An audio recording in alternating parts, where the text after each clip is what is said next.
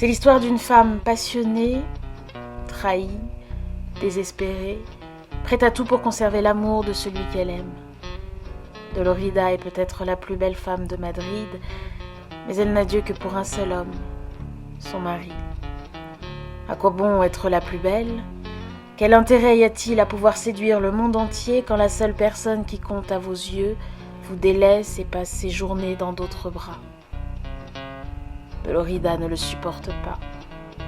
Il lui reprend son amour, elle lui prendra la vie. Elle l'empoisonne. À l'agonie et conscient de vivre ses dernières minutes, il s'arrache au bras de sa maîtresse et se traîne jusqu'aux appartements de Dolorida. C'est dans ses bras à elle qu'il veut rendre son dernier souffle, dans les bras de la femme qu'il aime tant. Il l'aime. Il va même jusqu'à lui expliquer que plus il la trompait et plus il l'aimait, que c'est elle qu'il retrouvait chaque fois qu'il se perdait dans d'autres bras. Cet homme est quand même extraordinaire.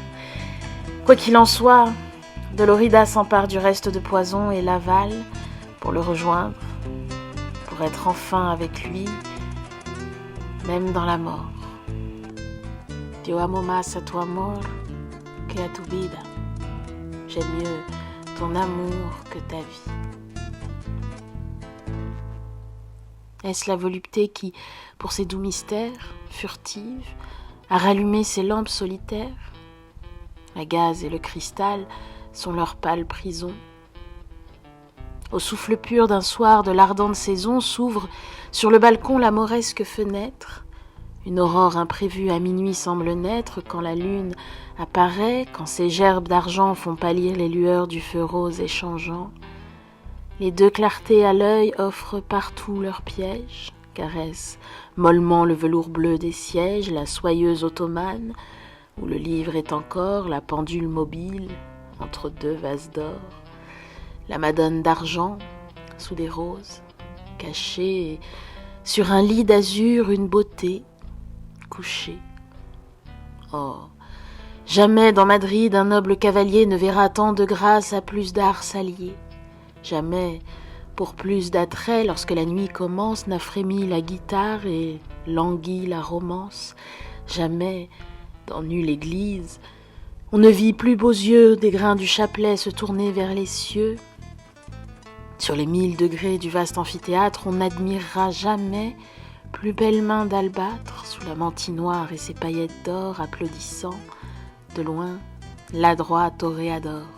Et oh, vous, qu'en secret Nulayade attentive dans ses rayons brillants ne chercha pour captive, jeune foule d'amants, espagnole à l'œil noir, si sous la perle et l'or vous l'adoriez le soir, qui de vous ne voudrait, dût la dague andalouse le frapper au retour de sa pointe jalouse, prosterner ses baisers sur ses pieds découverts, ce col, ce sein d'albâtre à l'air nocturne ouvert, et ses longs cheveux noirs tombant sur son épaule comme tombe à ses pieds le vêtement du saule. Dolorida n'a plus que ce voile incertain, le premier que revêt le pudique matin et le dernier rempart que, dans sa nuit folâtre, l'amour ose enlever d'une main idolâtre. Ses bras nus, à sa tête offrent un molle appui, mais ses yeux sont ouverts, et bien du temps a fui depuis que, sur les mailles, dans ses douces demeures, ils suivent ce compas qui tourne avec les heures. Que fait-il donc, celui que sa douleur attend ?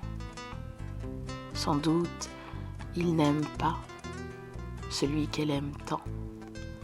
À peine chaque jour, l'épouse délaissée voit un baiser distrait sur sa lèvre empressée tomber seule, sans l'amour. Son amour cependant s'accroît par les dédains et souffre plus ardent. Près d'un constant époux, peut-être, ô jeune femme, quelque infidèle espoir eût égaré ton âme, car l'amour d'une femme est semblable à l'enfant qui, là de ses jouets, les brise, triomphant, foule d'un pied volage une rose immobile et suit l'insecte ailé qui fuit sa maison débile. Pourquoi Dolorida, seule en ce grand palais, où l'on n'entend ce soir ni le pied des valets, ni dans la galerie et les corridors tristes les enfantines voix des vives caméristes ? 3 heures cependant ont lentement sonné, la voix du temps est triste, au cœur abandonné, ses coups y réveillaient la douceur de l'absence et la lampe luttait. Sa flamme sans puissance décroissait inégale et semblait un mourant qui sur la vie encore jette un regard errant. À ses yeux fatigués tout se montre plus sombre, le crucifix penché semble agiter son ombre, un grand froid la saisit, mais les fortes douleurs ignorent les sanglots, les soupirs et les pleurs. Elle reste immobile et, sous un air paisible, mord d'une dent jalouse une main insensible. Que le silence est long, mais on n'entendait pas. La porte s'ouvre, il entre, elle ne tremble pas.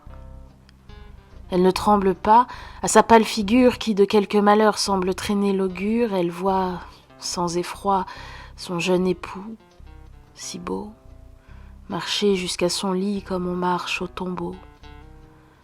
Sous les plis du manteau se courbe sa faiblesse, même sa longue épée est un poids qui le blesse.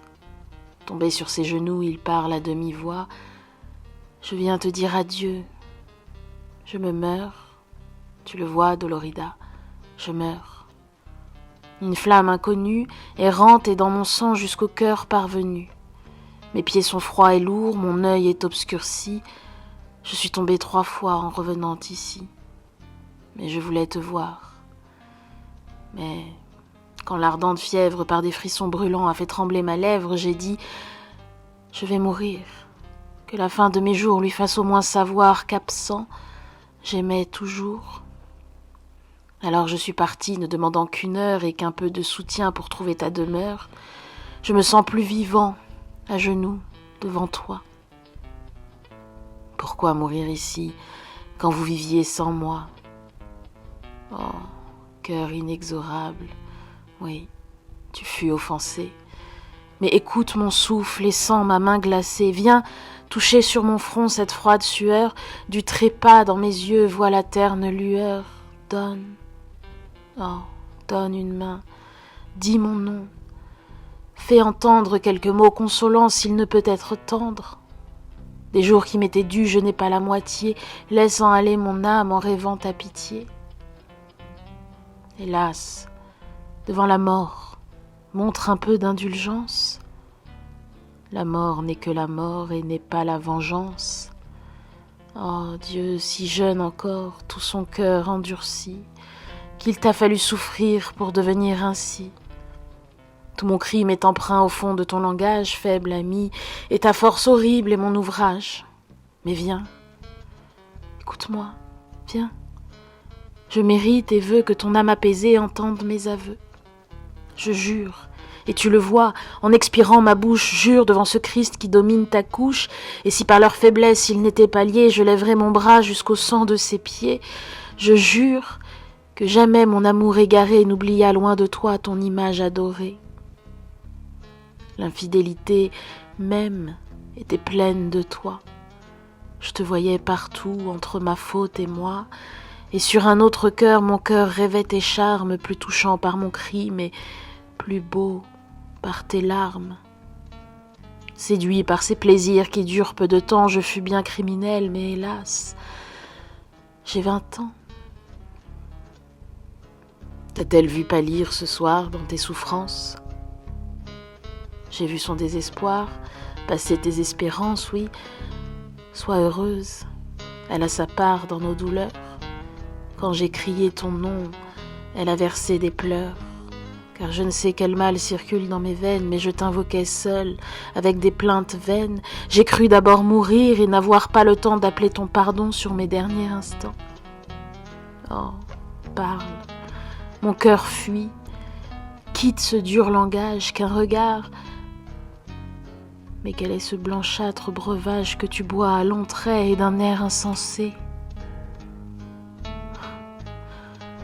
Le reste du poison qu'hier je t'ai versé.